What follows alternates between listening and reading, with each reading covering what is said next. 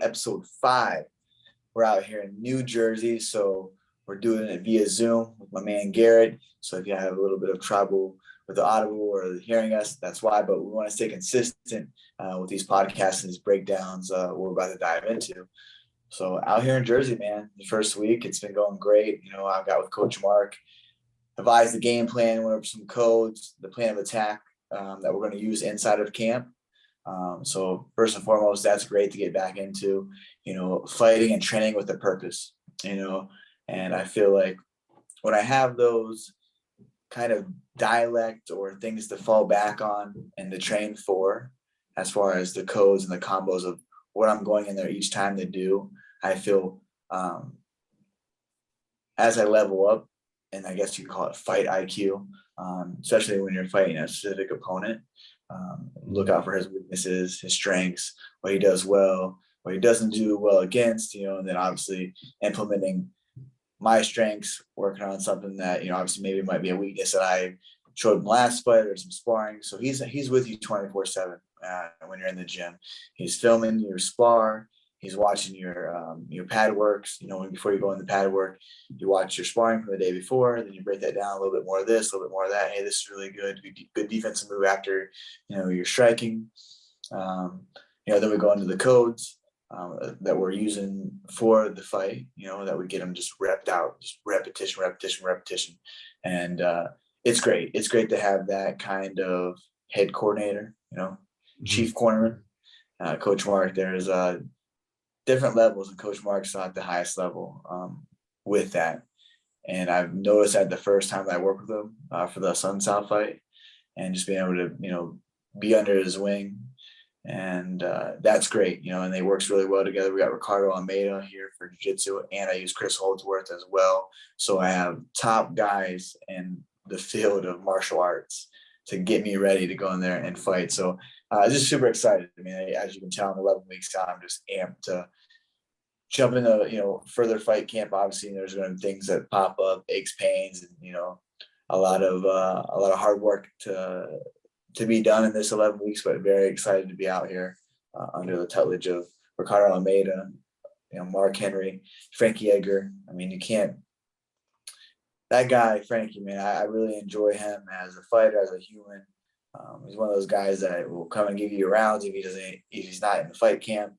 You know, actually he has a fight coming up. He's fighting November 6th, fighting Marlon Chito Vera. That's a very entertaining fight, exciting fight. I think stylistically matching up, that is a great fight for Frankie to come back from. And just what he's able to do throughout his career, you know. You know, Frankie was a guy we all looked up to. You know what I mean? Frankie was a smaller guy, smashing at the lightweight division, went down and had a successful run at the featherweight division. Now he's down at bantamweight and, you know, cracking the top 5, you know, top 10 at the bantamweight division. So what he's able to do throughout his career and the length of time that he's been in the UFC is amazing. Just seeing his work ethic and how he grinds through things that a lot of other athletes, humans, would be like, you know what, I'm gonna revert around this and kind of just skate away from this practice or this training. And that's how he is. So it's good to be around someone that's so positive in that kind of sense of whatever they got going on. They're here, show up, they're working out, you know, they work in silence. You know, that's what Frank does. And it's good to be around him, picking his brain. And he helps me out a lot. Like, he shows me a lot of little, you know, veteran moves, little things that he does, you know, that works for him. And dude, he's just great to train with. So I'm excited to be out here again. We're actually both helping each other out with our fight camps. So yeah, that's going good. The bodily injuries are fine. You know, I'm good, thankfully. You know, there's always going to be something that arises in camp, especially when you're training at this kind of level, this intense level throughout the period of time. Like I said, we're 11 weeks out, so it's just the pre-camp, basically, to get the body, you know, kind of everything. You know, if the check engine light comes on, you got to fix it before camp. So that's kind of where we're at right now, and everything's going good. I got a really good base going into camp. Actually, amazing base going into camp. Especially going over 25. My diet, nutrition is dialed in. So that's speaking of that, Cody, I'll jump in there for your weekly diet.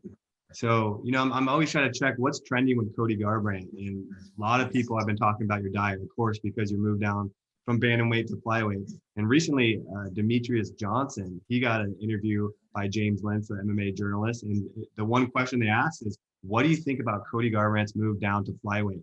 And Dimitri said he's concerned about you being hydrated into the fight. He thinks that first fight might be a learning experience for your weight cut. I don't think he knows how serious you're taking the weight cut and Dr. Mateo and everything. He probably thinks you're going with the same route that you did for 135. But he did say that he thought you were slightly smaller for the bantamweight division, and he's rooting for you and thinks you're going to do well at flyweight. Overall, it was super positive, but he was a little worried about your cut. Yeah, I love Mighty Mouse. He's a great, human, amazing fighter, very skilled martial artist. But yeah, I'm doing everything right. I'm focusing. My focus is on everything and being consistent. Obviously, with the travel, it's hard. It's easy to make excuses like, oh, I'll just grab this, eat this. I'm getting my meals shipped. I'm getting my, my protein powders shipped. My EPA and all my stuff is here laid out Monday through Friday. My teas, my black teas, my green teas, my coffees, all of that, my meals, my macros, all broken down. And that's what you have to do at this level. Especially when you're cutting. I'm cutting 20 pounds. At 35, I wasn't cutting any weight. I was, getting in there fight week and just cleaning up my diet fight week to water load and cut, 8 to 10 pounds. So that's different. But here I really like the way my body's changing, the way I feel like my cardiovascular system is improving just by on the foods that I'm eating, how I'm replenishing my body in between sessions, the foods, and I just feel good here. I feel like this is a great weight for me to be training at. I'm already getting down to like 142, 143. And then I'm waking up about 45, which is fine. And I want to go into fight week about 138, 139, fully hydrated, ready to cut the weight. That's what me and Dr. Mateo have basically planned and speaking on. He's going to come up to California when I'm back for a few days, just kind of like assess me with, after workouts, how hydrated I am after, just little things, why he can be there and help me on and guide me on, okay, maybe we need to, subtract this, add this. And he's always working and changing things up for me. And it's been great. I've been out for almost 2 months, a little over 2 months, the meals and diet plan, but obviously working with Dr. Mateo prior to that, with us meeting. It's just going great. I feel great, feel strong.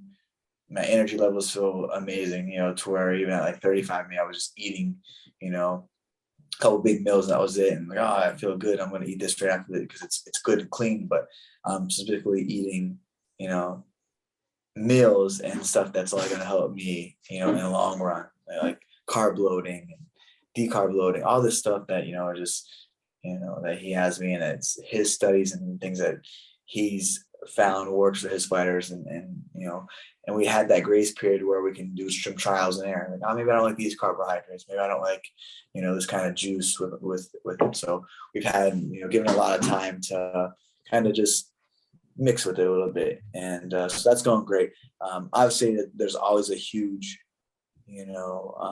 stigma or worry, I should say, with dropping that much weight.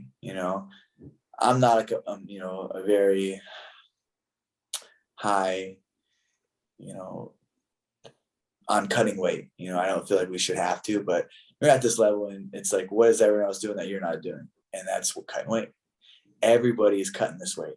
These bantamweight guys are getting huge. And they're cutting down, and they especially when they're younger. Like, I was at, younger earlier in my 20s, like, yeah, you could cut weight, you could fluctuate like that. It'd be nothing, obviously you get a little older and your body metabolism started maybe slow down, or, you see with Frankie, Aldo, they went down and they've had amazing performances and so great, and the same with me. I feel like this is always going to be, was in my mind to go 25 since my, first UFC fight. I was going to fight 125, the next one, but it wasn't broke, so I wasn't fixing it. There's no reason for me to, and not that it's broke now. I just feel like, if I want to say it's going to be in my mind, I want to do it, and a great opportunity to fight Kai Kara France, on the same card that the flyweight title fight is. So, we both go in there and, I go out and put on an amazing performance. It's title shot right after that, whoever wins out of that fight. So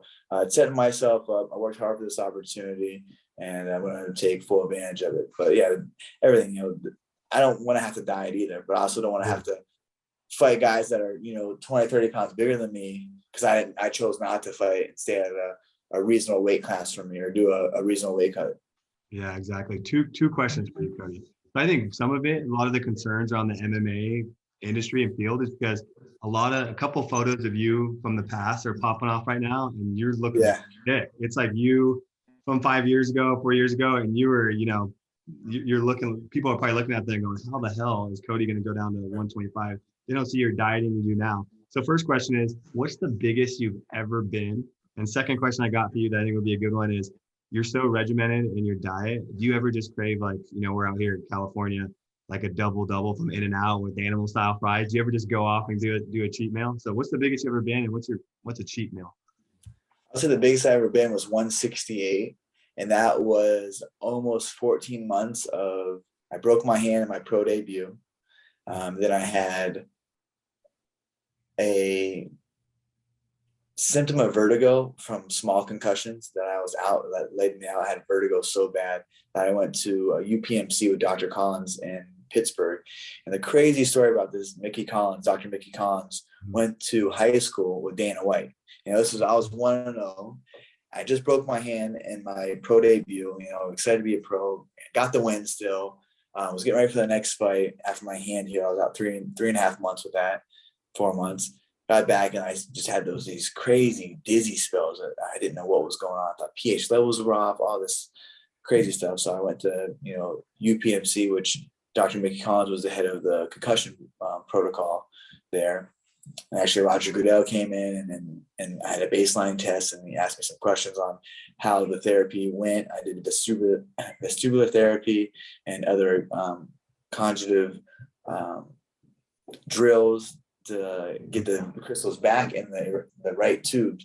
The crystals were out, so my balance and everything was just crazy. If I would move too fast or lay on one side and turn over, I would like spin. So it was like 2 months I was trying to train like that, fight like that, and I remember just getting hit a couple of times. Like, man, it's like these shots hurt worse than they should, And obviously, I've been down, touched my toes, and come back up. And one time I just spun. And then once those spells aroused, it was hard for them to shut down. And obviously, we did some research. Melissa Marr, the one I was living with, where in Philadelphia or Pittsburgh, I was running their MMA program. I was a coach there. That's where I trained out of. Found the doctor, went there. It was in Pittsburgh. Luckily, I went there, 3 times a week, did this basically concussion protocol for them. And I felt great. I mean, I felt amazing. But in the meantime, I could not do cardio. I couldn't hit pads. I couldn't. So I was literally just, Nick's name was Iron Horse. He was literally having me go into the gym and just lift. And I was eating just so much food, like so much food, and like obviously doing I think the cardio that I did was like Stairmaster.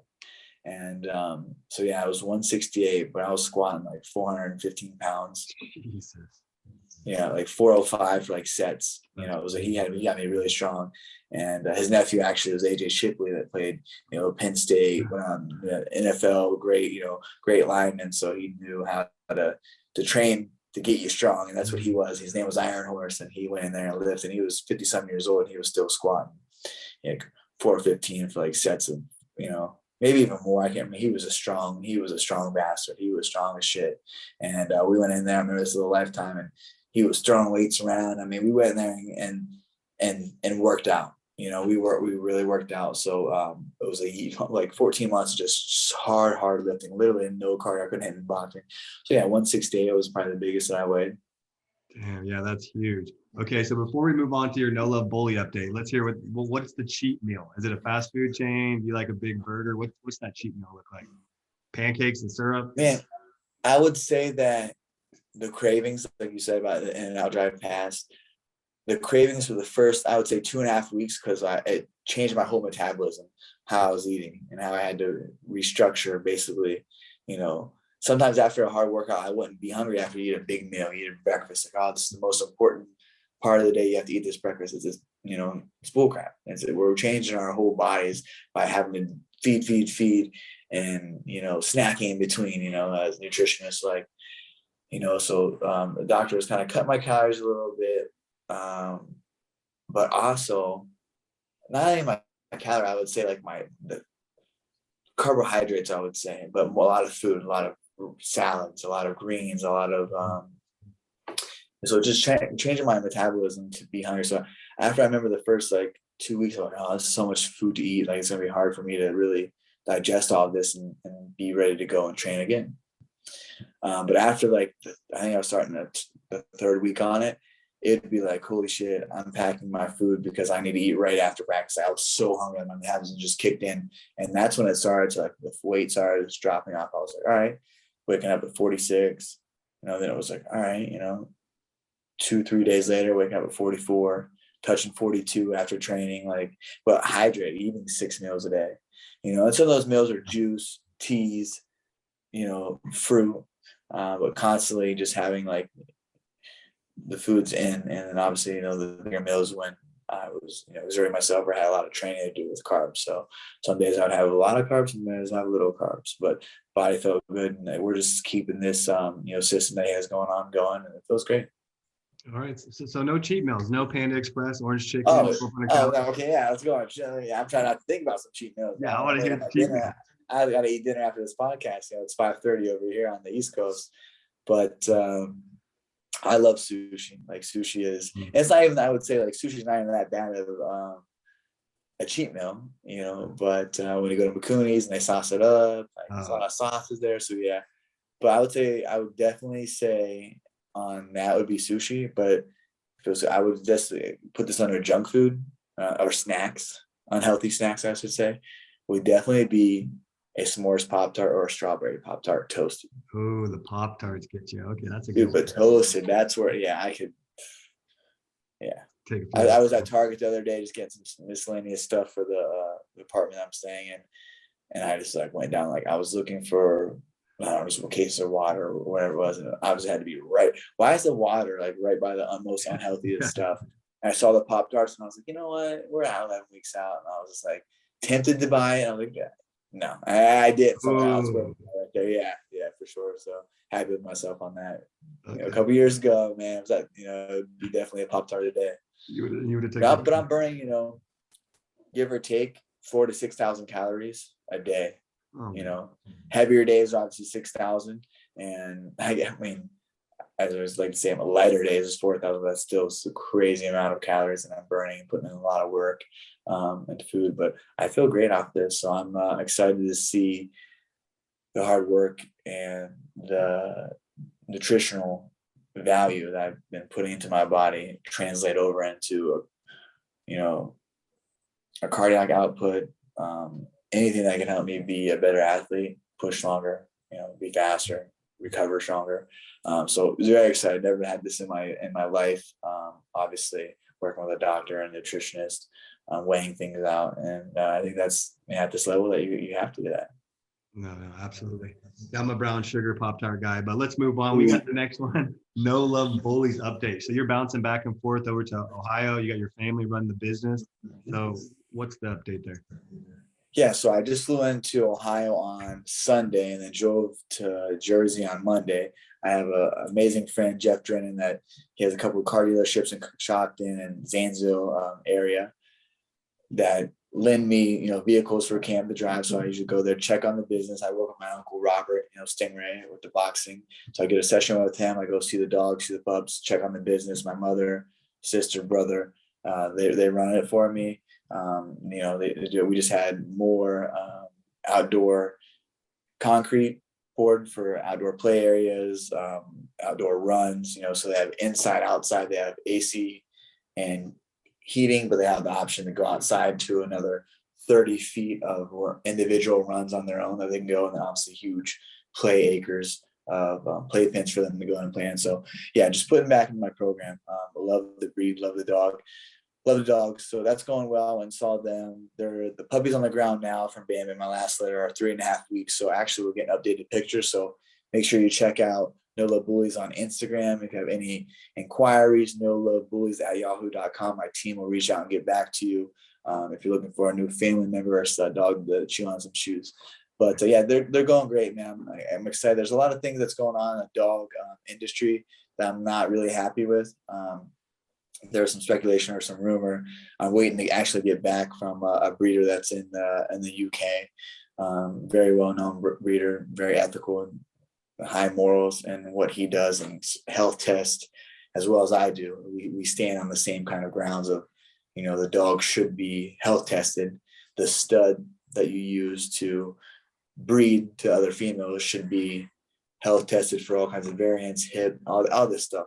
Because if you're in the breeding, and you say, well, I'm not in it for the money, then you should definitely do this because you're in for it for what reason? And that is the betterment of the breed and the breeding, qualities that you're going to produce these dogs and then sell them to, a couple or an individual that pays some good money for these dogs, and then they have all these health issues and vet bills. Now they're, that's not what it's for. These dogs shouldn't, obviously there's things that happen, it's Mother Nature. It's, that they do have cleft palates, kink tails, things like that don't have them as show quality dogs. When I talk about show quality, it's show ring, going in and showing them, and from a like ABKC judge to earn championship status, so they have to have proportion, draw, structure, tight feet, all that stuff. As show quality, kink tails, cleft palates, underbites, overbites, scissor bites, those all disqualify dogs that go in the show. So those would be pet homes. So, but that's why they're pet homes, because the dogs that have those carry those variants to pass those down to offspring.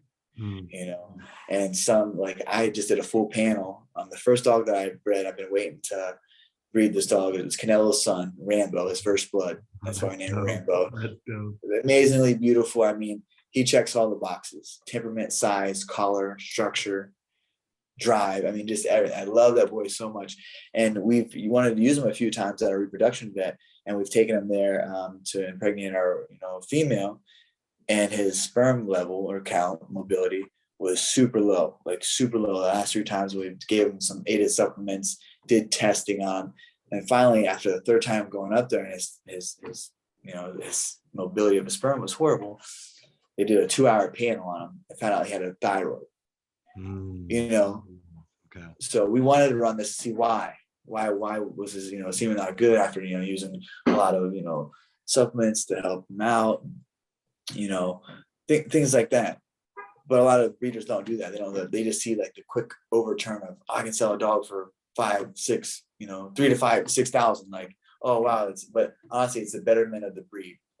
That make them healthier so they live longer. And that's why I got into it, because I'm, first and foremost, man, I love the bullies. I love the dogs, the temperament. Obviously, the size, color, they're unique. They're amazing looking, but they're amazing dogs. Like they have such a profound, or society has put these labels on these vicious pit bulls. Like, I'm sorry, like pit bulls were bred to be nanny dogs, so to protect their house, the children that they're watching, and obviously have drive to, or protective over the house. So I saw like, oh, they're aggressive or have aggressive. So these American bullies are pure breeds from a lot of different breeds, that take out the drive, most part, that temperament. That's what they're known for, and they're show dogs. So the difference in between that of pit bull and American bully, a lot of people don't know the difference in it. They look at it like that. It's oh my gosh, that's a pit bull. Well, a pit bull doesn't get that big. A pit bull, American pit bull terrier, is 50 to 60 pounds, 70 at the biggest, and has crazy drive. Like go all day on a spring pull or run. Like these dogs, they're so big boned, and they'll lay around, and some of them have good balance. And that's what I'm trying to create, that balance of this dog can go work out for an hour, go walk for an hour, go hike, but also like when it's time to be in the house and be chill, it has that off switch basically where it's balanced, where it can do that as well. So that's my overall goals in the breeding, I guess, game. But I got into the breeding game after we spoke on it a lot of times, because I feel like I have to always, it's out there. Oh, you just breed dogs for profit. I've never taken a penny from my program. I've always invested back into it. And you can look on our Instagram to see we're always doing updates and phase build outs, because the dogs come first, and that's truly what it is. And I was really ripped off and the standard of that, just talking about health testing, a lot of, high level breeders, they don't do that, and it's sad. And while I was speaking about this guy in the UK, is I heard that there's rules. ABKC has rules for a female American Bully to be bred. It's supposed to be 1.5 years, old, 18 months old to be able to breed. Has to have 2 heat cycles. And now I heard a rumor. I'm waiting for him to, give me some, some data on it, or some paper that they released. I heard that he can go at a year now. Like that's a lot of those females aren't mature at a year to have puppies. That's when you have all those health benefits or health problems, kink tails or cleft palates, because that dog is not mature enough to be bred. And it's like, to what? Because you're making money. I don't know if that company's making money or that registration, is making money. I don't know how factual this is. I'm waiting, like I said, to see. But I'm just like, it's up in the air because everyone jumps in. It's like, you buy a male and a female dog breeder. There's so much more that goes into it, And everyone's like, why are your dogs so expensive? And, I shared basically a breakdown on the No Love Bullies page of like the whelping costs, the progesterone test to know when your female is at levels, the stud fee, I'm spending $20,000 for outside studs, just to impregnate my dog. So I know that I have a healthy, embark tested, hip tested, OFA tested dog that I want to carry in my program to know, it's kind of like you spend money to make money, and you want to carry the best product, basically, anything that you do in your life. So, or any business, I don't want these dogs to be like, I have this dog, but also it has genetic flaws from not, doing my research, studying the pedigrees of the dogs, seeing the dogs that are embark tested, what variants they carry, things like that. So it's more than just putting 2 dogs together and breeding. That's what a lot of people think that they can do when they buy these dogs. And it's kind of saturated the market a lot. So it's sad to see. And also, if that is true with the registration of dogs being able to be breeding at 1 year old, like that's not why I got into this, I guess, breeding industry. So it's kind of upsetting, to be honest, where it's at, how people think they can just jump in because they got, $10,000-$20,000 dogs and put them together, and they don't know, and Merle's genes are really strong right now. It's really popular, and sometimes with the cryptic Merles, and they don't know, and they take them to, that's why you have to embark test and know what kind of dog, what your dog carries. So when you're taking it to the hospital, you're not having these fucked up dogs that have health issues and problems. And so yeah, that's kind of what's going on in the industry. I would say a little, I don't know what's going on. I mean, honestly, I'm waiting to see, and obviously I have a platform that I can speak on it about and voice that it's fucked up that if you're gonna have a breed of dog that's a year old and you have these years set, you've had these rules set for years, and but new dog breeders getting into this, they don't know. I mean, I'm still learning about the game because I'm studying a lot, because I want to just level up in that area, because I love the bullies so much, and I know that they'll be around for long after I'm gone, and to help them, just thrive, so that's what I'll know the bullies. Yeah, no, I love it. I love that you're so into it. And you're doing it the right way. Because I know a lot of people are concerned out there, a lot of dog lovers, as am I, and you are, of course. And you're going to be an ambassador for this breed for the rest of your life, it looks like. And with your platform, it's really cool that you're going to have some power there too. Questions on the breed. How many bullies come, before we move on to some fight predictions for you, how many bullies come per litter? And then what, on the page, I saw that the one bully you guys showed off in the litter that got a lot of hype, he had a split face. So he's going to grow up and have a bi-color face. So I know it's a sweet look. Is that like super rare? Does a buyer come and look for that? And is that guy going to be more than the other pups? So how we sell our pups is first pick, second pick, third pick, and they're at a price point. So if you want first pick, you put the deposit down, you get a pick out of the litter at 6 weeks what dog you want. And then we, I get all the vaccinations, we microchip them, we embark test them, health test them before they go out. Then obviously if we're shipping them or domesticated shipping them, a lot of time the mom will drive, we got a No Love Bullies van, she'll drive it. It's, in driving range, like she's dropping some dogs off to Florida and Texas, doing that. So, yeah, he's unique, and that's the Merle. So the Merles are very popular, but split face Merle. There is a few out there. There is, I mean, quite a bit out there, but he has pedigree, is the pedigree that he has behind him, and obviously the unique markings are pretty rare. I would say there's not too many split face Merles with that amazing kind of pedigree. So yeah, so that's first pick of the litter, would you say? So the client that bought first pick, he's a repeat client of ours, very great guy, new into the breeding game, but he is doing it right. Like, he is almost like asking questions with me all the time. And that's when someone buys a dog from me, I want to educate them. I want to be a knowledgeable source for them to help them succeed and know like what to do with the dog and vice versa. That's why I'm always doing my dog training with All In Canine.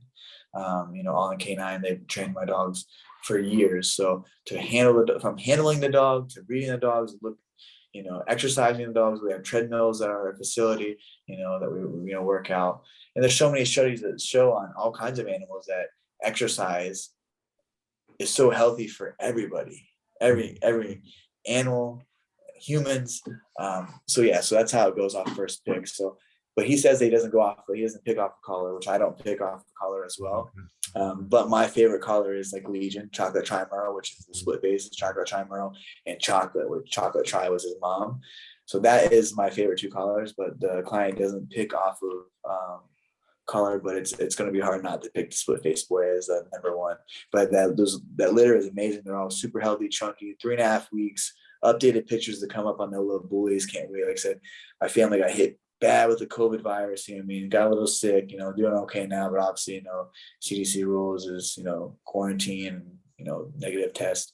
So yeah, so pics coming out today. Hopefully we'll have up on the site, and check us out. Sweet, love it.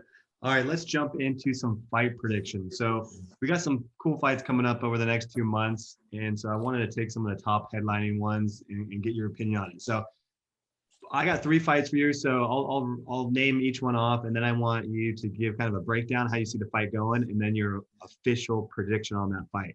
So first we got Peter Yan versus Corey Sandhagen. Corey Sandhagen jumping in for Aljamain Sterling, who drops out with a neck injury. What do you think about this fight? How is it going to play out? What's your prediction? First of all, it's reported on an MMA site that I follow. I don't remember which one. And I was stoked for Corey. I mean, I think that Corey's last fight got the, short end of the stick. I felt like he won. Yeah, it was close, but I felt like he did enough damage in that fight.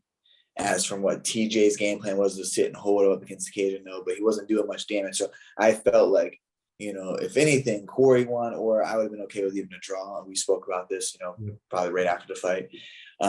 But super stoked for Corey. And I think Corey learned a lot in that fight with TJ. First time probably going 5 rounds with another, guy that's been at the top, been there, is known for his cardio output, striking output, wrestling, just being a very good martial artist. Besides the tainted supplement, TJ is a very, hardworking individual and very skilled fighter. It's not taking anything away from him, but he's a cheater at the end of the day. But Corey Sandhagen, I feel like he has grown so much from the Aljamain Sterling fight. That was a huge thing. I remember seeing him kind of around the fight on the same card. I think he was just nervous, man. I just don't think that he was ready for that kind of spot. I think that's something that he needed to have happen to him, to be like, man, like, I shit the bed, but it's on me, and you see that with his, next performances with Marlon and, hate to say it with Frankie, and then going out there with TJ, I thought he looked good, but I thought he was saving himself, pacing himself a little bit more. I think when he had TJ hurt, he could have pushed a little harder. But this is an entertaining fight matchup stylistically for me. I think Peter Yan obviously has the better wrestling credentials going in than TJ does, and will probably can exploit Corey's wrestling. But Corey stays long and moves. Peter gets hit a lot. You saw that with the Faber fight. Faber was tagging him up and was staying at distance, and Faber's not the tallest guy, doesn't have the reach, doesn't have the range per se. So it's a entertaining fight. my heart wants to go with Corey. I feel like that he's made the most leaps and bounds over Peter, and he stayed active. So I think an active fighter in that. So yeah, I'm gonna go with Corey. I'm gonna go with Corey on that fight. But I do feel like, it is the wrestling, as we've in the fights that Corey has lost, the wrestling was a huge part. The Aljamain Sterling fight, taken down, back taken, choked out. The TJ fight, if you want to call it the loss, was the grappling exchanges. He got taken down. Yeah, he didn't do anything with the takedowns, but he did get taken down to a judge. You see that, and he got held up against the cage. And I think that Peter is a better wrestler, MMA wrestler than TJ. And TJ really hasn't used his wrestling, but he had to revert back to them because he was getting tagged up, couldn't find the range. But then again, it's hard when you're there with a guy that knows range, that knows distance and timing. So I think Corey will make the necessary adjustments to get the win and become the bantamweight title champion. All right, you're on with Corey Sandhagen. Okay, I like that breakdown. Saying this bitch. All right, let's jump on. Next one we got, and I know you got some ties to Kamaru, so I want the honest opinion. I know you're gonna break it down, but we got Kamaru Usman versus Colby Covington. So this was, Dana White, he was asked, what's your recent favorite fight of all time? And he's a promoter. Of course, he sees this fight coming up, and he says Kamaru Usman versus Colby Covington won, which was an epic fight. It was coming down to that 5th round. We all know Colby got his jaw fractured, and Kamaru is an absolute beast. So I know you're familiar with both these guys, both high-level wrestling backgrounds. Of course, Colby's going to look at that last fight and try to adjust. Kamaru's got better sense. How do you see the fight breaking down? Who's going to be the welterweight champ after this one? This fight is very complex in the way if you're looking at it, like comparing it to their last fight. Yeah, I would say Colby was winning. I was there live, and obviously things are different than when you're live. You go back and watch it, but Colby was definitely winning that fight, and obviously until the shot and the breaking the jaw, this and that. But I will say that Kamaru has leveled up under the tutelage of Trevor Whitman and where he's at in Denver, Colorado. I would just say that he's just crisp. He's focused. He's leveling up, and the strike. I really truly believe that. Nothing against Coach Henry Hoof. I think Henry Hoof's amazing martial artist and game planist and just head cornerman. But going out there, Coach Whitman doesn't have that many fighters that I know of that he works with, and to get that individual attention, it's a high level. When you're meshing with someone 4 times a week, 8 to 10 weeks out for a fight camp, you just go. Like when the push comes to shove, the 4th, 5th round, when you're tired, you can't hear, you're busted up, beat up, and you hear the codes that are being called or whatever that coach is calling for that you worked for. It's second nature, and you just trust in each other. That and I can say this with Coach Mark. Coach Mark watches me, watches my sparring, watches my power, and knows, don't wait. He's telling me to throw, because he knows that this guy's going to throw, so I need to throw too. You know what I mean? Like, don't wait. You're ready. He knows what that guy is going to throw. Before, when I fought the Sunstyle fight, it was one of those things. I'm like, man, when is this fight going to present itself? Because I was so ready and prepared for what he was going to do that I was just fainting, and setting things up, setting these little traps and doing these little motions and side to side movements and getting him to, bite on things. I'm like, oh. And once I knew I had him hurt, or once I knew that I could hurt him, I settled in. I was like, all right, this is it. I dropped him with the overhand right, head off overhand right. I knew that. But then that's Coach the whole time putting just input into my mind, to where I'm like, all right, I'm in there thinking of myself. I don't really have a game plan. All right, oh, the right hand was there. Oh, shoot, it's not right there. I'm thinking, I'm waiting, and then I'm waiting. Now Coach is saying, he's yelling out codes over codes. If we don't get that code and we don't go right then, okay, he might say it one more time, then go to a different one, because that one's already gone. To my mind, in a lot of my fights, I think my last fight, I was very hesitant, and hesitation equals death in fighting. I was very hesitant because I didn't have those codes and combos and repetitions with Coach as he was calling me out, because I only got to use them for 3 days with COVID, all the personal things going on. No excuses, but that's why I'm out here, for everyone wanting to know why I'm out here, more so than I'm out in California, because I have a head coach that I trust in and I believe in. I love my coaches and teammates in California. I was able to do tremendous things with them, and we still work together. We were all meshed together, working together good. I'm on the East Coast, I'm on the West Coast.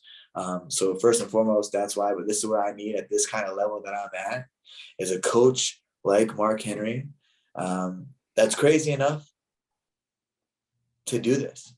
You don't miss a practice, you don't miss a session, and he's pushing us to go in and doing the wrestling. He's a striking guy. Going in and wrestling, he understands like wrestling is a huge component in this martial arts to win. So I think that, and Kobe has left the gym with the American top team, and probably scramble around for coaches, and that's tough. I've juggled with some coaches around in the past, and knowing and trying to get our rhythm and timing and flow together with this coach. It's tough, especially in the midst of a world championship fight. I've been there. It's not fun to do. So I think that Kamaru has just been leveled up. He's a step above the rest. I think Kamaru is still going to be the welterweight champion. I expect a great fight. Maybe Kobe will come out and surprise me, but I just feel like under that tutelage of Trevor Whitman and what they've been doing the last however long he's been with him, couple fights, he just leveled up each fight. He's fought the best of the best guys and really, really kind of ran through them. The only fight that was close was the Kobe Covington fight, so we'll see the adjustments that Kobe can make outside of, what he was having success in with the first fight. But Trevor Whitman studying and evolving. And I'm not saying that Kobe isn't. I don't really follow Kobe in that kind of way to where his coaches are, his mental. But he comes to fight. He talks a lot of shit, but he comes to fight. There's no ands or buts about that. I'm excited for that fight. I just think Usman's going to take that one. Yeah, that's tough because Usman is such a beast. And that last, I'm a big Jorge Masvidal fan, and that was a tough one to see. That was a textbook KO, just butter. Clean. Yeah, I would agree with that one. Let's jump on the one more before we jump on to our next topic here. This is just, a banger of a fight, is Michael Chandler versus Justin Gaichi. And I'm going to find the date of this, but you tell me, what do you think about them pairing these guys up? Instantly, when Michael came into the UFC, they said that this is the fight they wanted to make because they have a similar style, right?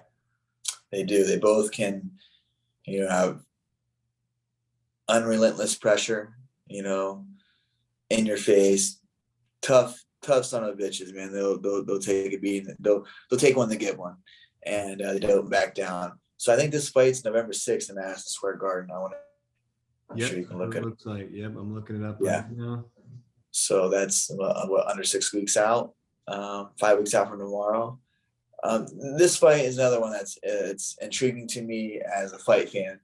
Michael Chandler has, done really well in the Bellator, came in the UFC and, knocked Hooker out, and I truly believe that styles make a fight. I think that was a bad fight for Hooker to take stylistically, and then he goes and fights for the world title against Charles Oliveira, gets his, in a great fight, gets his back taken almost in the first, and then he ended up getting, TKO'd in the second. That's another thing too, that I think Justin Gaethje understands, like, yeah, I can go in there and brawl with these dudes when I need to and I want to. But if you look at obviously not the Khabib fight, because, Khabib fight was just, it's Khabib, right? So you can't, there's levels, there's, everyone in there's Khabib. And these are great fighters, great athletes, but Justin has as well leveled up his boxing. He works off his jab. He's smart, his fight IQ. He's not going to go in there and brawl and bang. And that's, Coach Whitman, under his, advice, probably like, look, Justin, like, you want to stay in this sport longer, and win more money and win you got to stop fighting like that. And that's only what I think that they probably, talk about, hey, like, have that grit, have that toughness, have that, all right, you want to bang, but on my terms. You fight with you. I make the fight happen. Not, and the same thing with me. Like, I've had to have, like, why are you leading with your head? Like, why are your hand? Just little things like that. And I'm sure that that's what they've kind of trying to like polish him up a little bit, and you could tell he was working his jab really well. The Tony Ferguson fight looked really good, boxing crisp, and understand that Coach Whitman's a great coach. He's they bring him in the middle of the fight and like, oh, Trevor, what do you think about that round? What do you think that this? There's a reason why he's an analyst. That's kind of saying, here's what this guy needs to do. Here's what this guy needs to do in the fight. I love his breakdowns and his approach to martial arts.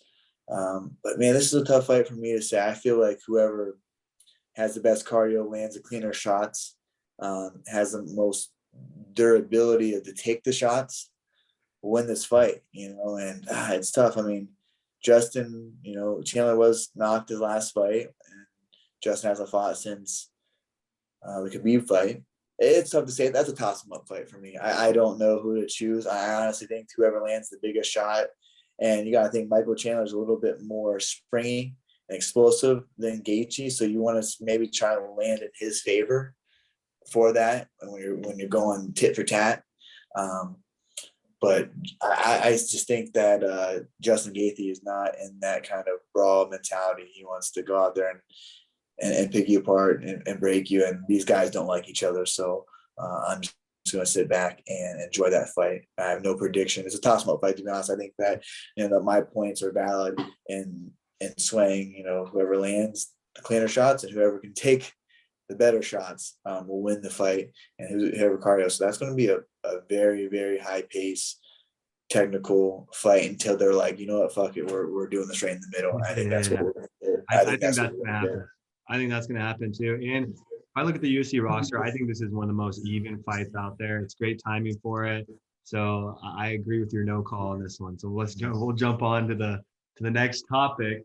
We've got a couple MMA news topics we want to chat about. So we'll kind of run through these. But the first one is, after Nick Diaz fought, we all know he recently lost to Robbie Lawler, got TKO'd. But the fact is, how did he look? And Dana White gave his response that he wants to see Nick Diaz back. All the fans are begging for Nick Diaz back. Even Kamaru Usman, who Nick Diaz was talking shit about the whole week of the fight, Kamaru was like, I still like the guy and I want to see him fight again. So just great character from Kamaru to say that. He could have took the lower route. And so what do you think about Nick Diaz? Should he still fight? He looked Here's the thing. Yeah, maybe his body didn't look right, or we didn't see the Nick Diaz that we're used to seeing, the triathlon, ultra marathon, cardio fucking king in there, But if you look at it, I'm sure you can probably bring it up. What was his punch output? Oh, it was in the first round, dude. That's why I'm like, oh, he didn't look good. Or he threw so many punches, and stayed active. You know how hard that is to do, especially the Robbie Lawler, who's just fucking a beast, coming forward. His output looked good. His boxing looked sharp. I think what really kind of was a turning point in that fight was the body kick. It kind of snuck in. I think that one that hurt him. And if anybody doesn't know, like when you get hit in the body, it's so tender that any little punch or kick or can get back in there. It's so tender. It takes so much air and wind from you, and just him being resilient and tough, pushed him through that. That's probably all hard after that. He was probably really hurt from that kick. He can only say that, but his punch output was crazy in the fight.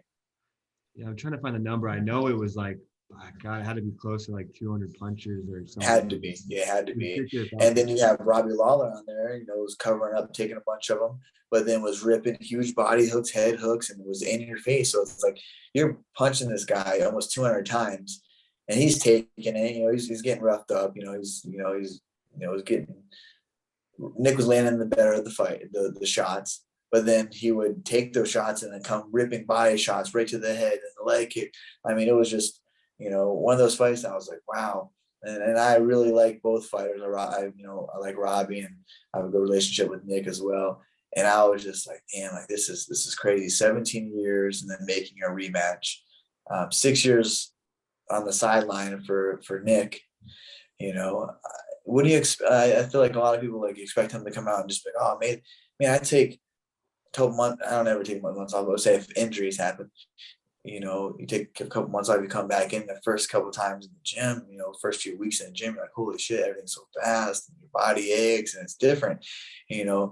I don't know, because I did see a picture before that it was it was going all the way where he looked in shredded shape, and then it came in like he did the reverse camp basically. But what motivates someone? What drives someone? Like, was it the long camp? Did something happen? And Diaz brothers, they never have excuses inside of the octagon, outside of the octagon. Might say, hey, I got hurt, I had to push back, lost motivation. But that's true. Motivation comes and goes. Being driven is not. But like a lot of the people, the casuals I call them, don't understand like what it is to say mentally focused, sharp, consistent, healthy. We want to say motivated for 10 weeks to go in there and fight and do this 2-3 times a day for 10 weeks just to get yourself in shape to go fight another guy that's doing the same exact thing, has a team that believes in himself, that's sacrificing to go on there and to win the fight. People don't understand that. And then obviously the mental side, the anxiety of fuck, all right, I can't go to this event, or I can't go to this concert, the things that you have to give up. But the anxiety of like, oh, maybe I shouldn't eat this, maybe I shouldn't drink this beer because I have a fight coming up. It's a constant battle in your mind of what was right and what was wrong. And we're addicts, we are addicts, but we're praised addicts, we're praised addicts because like we're some of us are Michael Jordan, he's praised. The guy was an addict. He was an addict of being the best, addicted, obsessed. And that's what you have to be at this level to be the best. And we're praised at that. But as far as like a negative standpoint of an addict is a crackhead or a cokehead, they're addicts or they're alcoholic, they're addict. But in the same, we put these guys on a pedestal and people that do great accomplishing things, but we're addicted. Like I literally, if I don't make it to the gym early, I have anxiety. Mm-hmm. I have to be at least 30 minutes early to the gym just to get my body, soul, do a little more warm up before the warm up, get my body ready to push inside of that practice that makes it feel like a fight. Or I have anxiety. I'm like, oh man, I didn't get and that's addict behavior. You know what I mean? Like that's what it is. So who knows what happened in the fight for him to maybe lost some motivation, or was like, you know what, I've been out 6 years. I really want to do this anymore. Like, the training I've been doing it forever, but I would love for him to come back. I think that he knocks the ring rust off that fight. And it's not like Robbie Lawler's fighting the who's who the whole time. You know what I mean? That Nick's been out. He's been fighting. And Robbie Lawler always comes physically in shape, to fight like that. Mm-hmm. He's been doing that since he was 18 years old in the UFC. There's never been a time that Robbie's like, I'm just going to show. And I'm sure he's probably felt like that. We all felt like that, I'm sure, in the fight. Like I've had a couple of fights where I'm like, I gotta go fight. Maybe I left the fight in the gym, maybe overtrained or things happening in camp. I lost motivation. We're human. That shit happens. That's when you are driven, and just stay consistent throughout the whole time. But Nick didn't have consistency in his life in MMA, and it changed. I'm just glad they didn't give him, someone that was in the top 5, that's been active. You know what I mean? Not saying that Robbie's no slut. Robbie's a beast and he's been fighting those guys. But give him some of his age, and I really would like Nick to come back and really go in there. But I mean, his nose was busted up. He was like, I'm cool. He caught it. He caught on his shot. Like, bro, I'm not gonna bleed all this place. It was cool. 6 years out. Whoop whoop. I get it. It's had what 3 more rounds, 2 more rounds to go. It was a 5-round fight. So. I think we'd all love to see him come back, right? I think all the fans, you, me, and I think he was facing a lot of anxiety for that fight. And he's lucky that the UFC gave him that 15-pound cushion from a welterweight to a middleweight. That's not a, bantamweight switch where it's a 10-pound difference. 15 pounds. Yeah. He looked like the bigger guy in there too. It looked like Robbie was trying to plan him to cut to 170, right? So that was a little strange. And all the media, he took on so many interviews, so many things for the UFC. So I think he's going to know what to expect and come as a more prepared fighter next time. So at least one. No, that's a good topic to bring on, the media obligations that you have to go through during fight week. I think that's the last thing your game plan for a fight. I remember Lorenzo Fertitta and Dana White and Sean Shubber all sat me down before. I think it was right after my Maeda fight. Like, look, we believe in you. Like, it's not going to be easy. We believe you can be a superstar. All this stuff. I'm just like, I just want to fight. Keep me busy. You know what I mean? They kept me busy. 4 fights 1 year, became world champion. After that, it was, man, we're flying to New York, LA, doing a lot of things. You know, the media fight for, I was almost out a whole year for TJ. I had to fight him in Madison Square Garden, biggest venue to fight on. The media schedule that I had was literally wild. People came in and fathom it. You know, that's why Ronda Rousey didn't do any media after she got knocked out by Holly Holm, because she said, you know what, I was run ragged to do this. You know, I don't need to do this. So she didn't do any media for the Cruz, for when I fought on 207. It was on Amanda. So basically, it was me and Cruz were the main event. So we were going back and forth doing the satellite, you know, screen interviews, because he didn't want to do it. He was too scared to do a side-by-side interview with me, which, whatever. I hate those ones. You're talking to someone on the earphone and they have you in the next room. Have you literally this, his dude's talking shit. Anyways, long story short, yeah. So it's a good point, man. All the media obligations. And, you know, that brings us next to, you know, Jon Jones. You know, wow. It's tough to see this, man. Honestly, it's tough to read this. I know it gets such, you know, I just feel sorry. You know what I mean? I feel like he comes from such a good family, you know, a lot of success with his brothers as well. You know what I mean? I mean, as a parent, how can you not be proud of your children that go on off and do unthinkable things? You know, NFL, one of the best pound for pound fighters in the world, to have an addiction. I don't think a lot of people understand like what an addiction is. And for myself, I'm still learning and understanding that, because I have people in my life that are addicted. You know, my father has been addicted his whole entire life. You know what I mean? It was just normal for us. But I think for a lot of people that don't know what addiction is and how it really takes control of your body, and he's able to perform at a high level with having an addiction.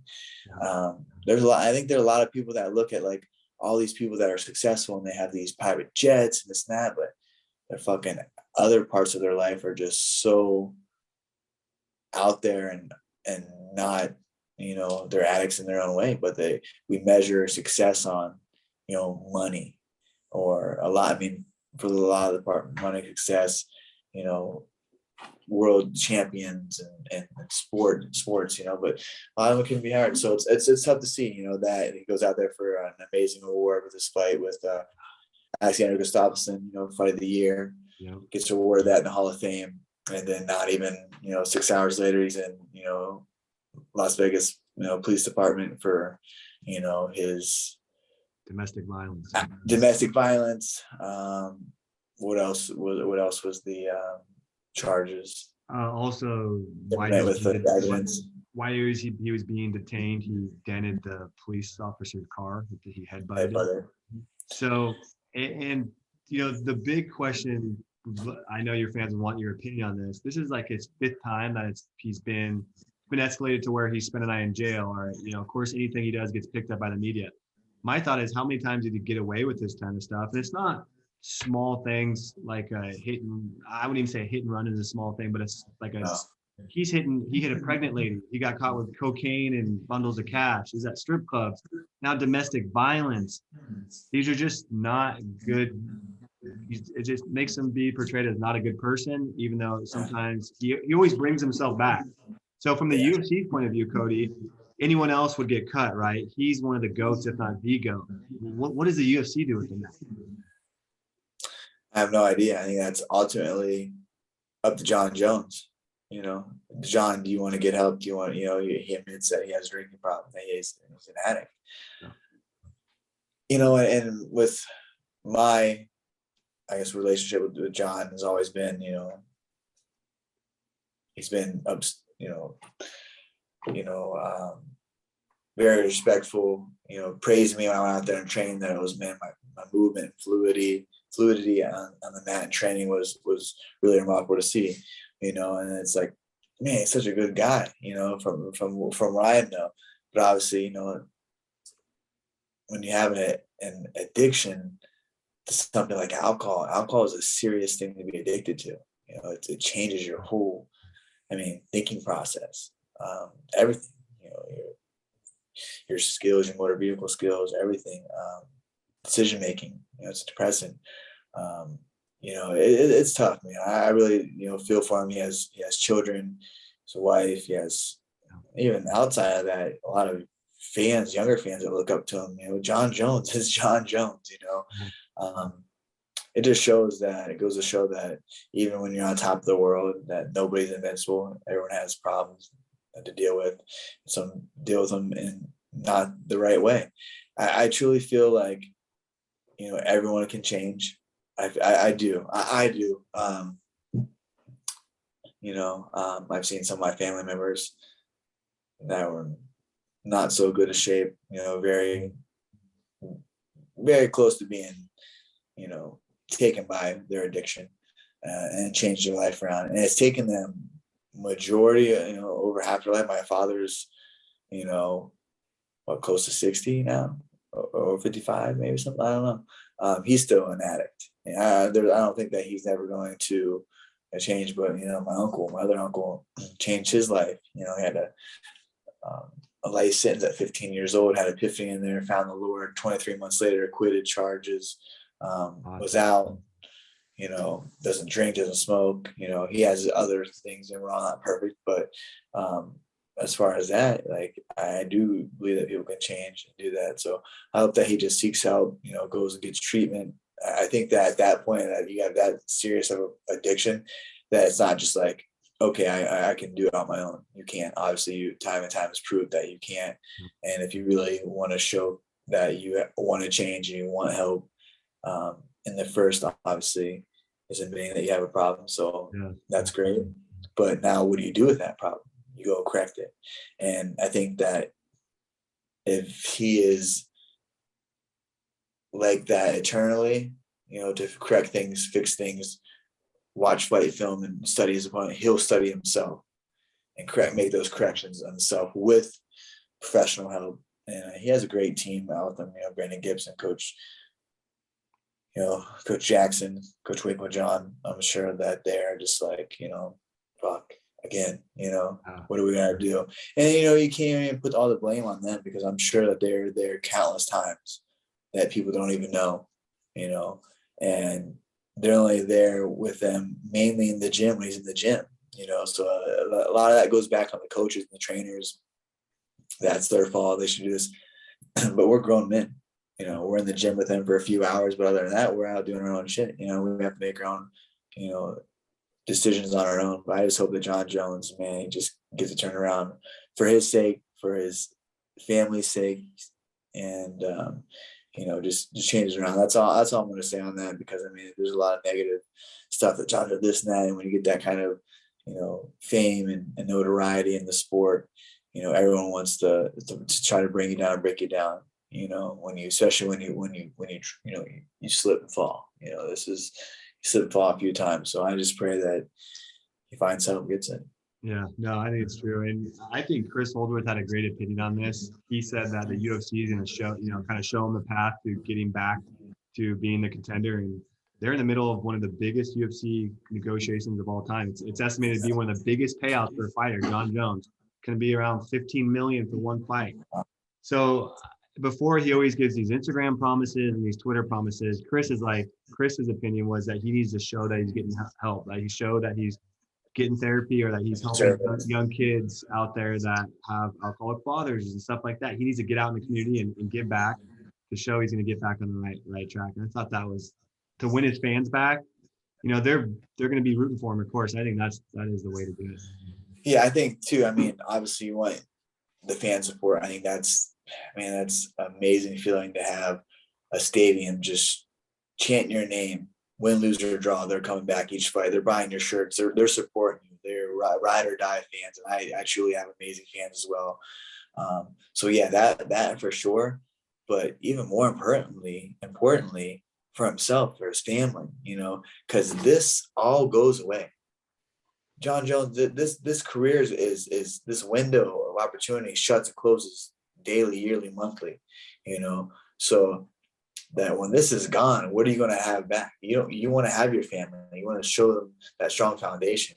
And we all have, things going on in our life that, we don't know what Jon's going through, his upbringing and things that he deals with. Obviously he has addiction, He's admitted to that. So go get help. Like I said, I think doing community service, going and helping in those, troubled teens, because they're young, you can correct them, you can help them, you can fix them, and about a lot of people. So I hope he just does the right thing and gets it turned around. And man, he's up on the cusp of helping break through an amazing payday that's only going to help out the other UFC fighters get this money, because you're sitting there and you're holding out because fans are holding out because you're fighting for the money that you want to deserve, and you go and do some dumbass shit like this over alcohol after being invited to the UFC Hall of Fame, inducted in the UFC Hall of Fame for one of your performances that you left yourself inside that octagon with Axel and Gustafsson.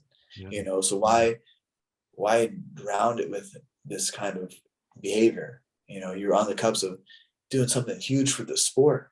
Whatever you are, you've done so much of the pound for pound. What else do you do? How about this? I help transform the pay into what the fighter should pay. And that's how you earn respect. That's how you're like, wow, the fight fans. You see the fight fans. You see Dana and Oscar going at it, not paying your fighters, going back on tour. That's another good topic, good, MMA news that we bring up. Yeah.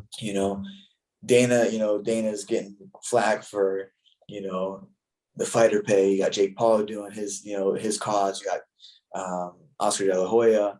It was kind of comical with them going back and forth about, him being fake COVID, this and that. And then obviously Oscar's comeback. So, yeah, that's something that I think that the fans can get around. You can see the buzz. The fans are like, really like, yeah, why don't you pay your fighters? Why don't you pay your fighters? Jon, you have an opportunity to be way bigger than the sport, not being in, the champion per se, but being so big in the sport to be like, man, Jon Jones really left his mark because he fought and stood up for fighter pay and was holding out, to have this big payday. That's my standpoint. I think that's how you win the fighters back amidst doing everything else, good community service, help, professional help, but also, hey man, like let's go to war. Let's make sure that we get this payday. Yeah, so, I completely agree. I agree back. Yeah, better 10%. We'll see what happens. We're getting close to wrapping up here. We'll see what happens with Jon Jones. I think that's all valid opinion there, but I hope he stays on the straight and narrow. So the last topic before we wrap, Cody, it's been a recurring topic. We got to bring it up. Jake Paul versus Tyron Woodley. Of course, he made a promise to him in that ring after the fight. You get that tattoo, we'll have the rematch. He was extremely close 2 weeks ago, or even less, to signing Tommy Fury. Made him official offer, $1 million. And Tommy Fury just went public a few days ago and said, I'm going to officially decline that offer. He thinks it should be a lot more, even though that would be his biggest payday.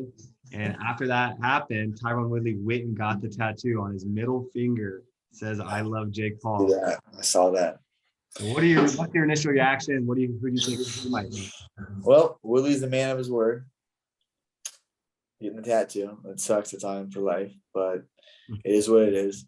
You got whatever, a couple $1 million for the fight. And Jake Paul did say in the ring, get the tattoo and we'll do the rematch. And Woodley said, bet. Went and got it. I know it's not contract, but that's the thing in society these days. Back in the day, you didn't have to have contracts. You didn't have that. A man shook another man's hand. You wanted to buy this land? Okay. For price land, whatever. It was a handshake. Yeah. That was honorable. You guys basically just right there, man of your word, your handshake. I feel like that's how it should be. So Woodley, upheld his promise. And Jake Paul better uphold his, because that's, you said on national television that you give him a rematch if he gets tattooed. He got it tattooed. You're trying to bypass it. And I just hope that this fight, does go again, and Woodley is not fucking in there being tentative, because that shit pisses me off. Woodley, you had him hurt. You can't knock. It's boxing different. Boxing range different. It's so different. So when he got him hurt, he should have just jumped on him. But that's Woodley. That's Woodley. So for that's the tattoo. But yeah, you have to. They made that agreement, man. Like he withheld his deal. Now Jake has to respond and be fucked up if he didn't. He'd be. I'd be fine with him if I was Woodley. no matter, you know what I mean? I got that tattooed on. That's for life, dude. Like, so that's my intake. I wouldn't mind seeing that fight again. I think it's good for Jake. I mean, because he goes in there and beats him again, then I mean, it only rises his stock. I mean, and he won this, you know, it was his first fight with a legit like striker, I should say, guy that's been at the, you know, the front running of the UFC. Obviously been on a little bit of a skid, you know, is a little older. You know, I feel like Willie should, you know, definitely train, fight, do whatever, something, change it up, you know. And I also think Jake grew a lot inside there, understanding like, dude, that's, you know, 8 rounds, legs were heavy, some of the things he said after. So hopefully that fight, you know, goes into future existence, but we'll see. We'll see how it boils out. Yeah, I agree. I wouldn't mind seeing that fight again. I think Woodley might have a chance. He'll be more aggressive next time, hopefully. Yes. Combo punches. It's not MMA gloves where you hit them once and it's boxing. That's why there's combination. That's why, you know, the boxers run so much and do all the bag work and the mid work and the shadow boxing, because it's all hands and feet work and placement of punches and tracking them down. All right, I'm setting this double jab up for the cross, the upcut's landing. You know, like it's different range. Like MMA, you get hit, you throw a right hand. All right, I missed the right hand. I'm going right into a double leg, or I'm going right into a clinch and then the elbow and breaking off. Like it's different range. And I just think that, you know, Woodley needs to spar a lot more boxers. I don't know what he did last camp. I think he should spar legit boxers like Jake's doing. You can tell Jake was in there doing feints and was boxing, sparring a lot. So, all right, man. Well, that's episode 5. Thank you guys for all the support and the suggestions on the new show. Make sure you go leave a YouTube comment, something that you'd like to see in the future. Obviously, we're going to be doing, you know, guests coming on, but we're via Zoom right now. I'm in training camp 11 weeks out. We have a lot more fun stuff coming up. We're excited to keep dropping these episodes, you know, definitely for my first fight camp, you know, to be able to do this and just kind of keep you guys updated, you know, how I'm doing, what's going on, you know, cover different topics. Make sure you subscribe, like Spotify, YouTube, and iTunes. Drop a comment. Thanks, guys.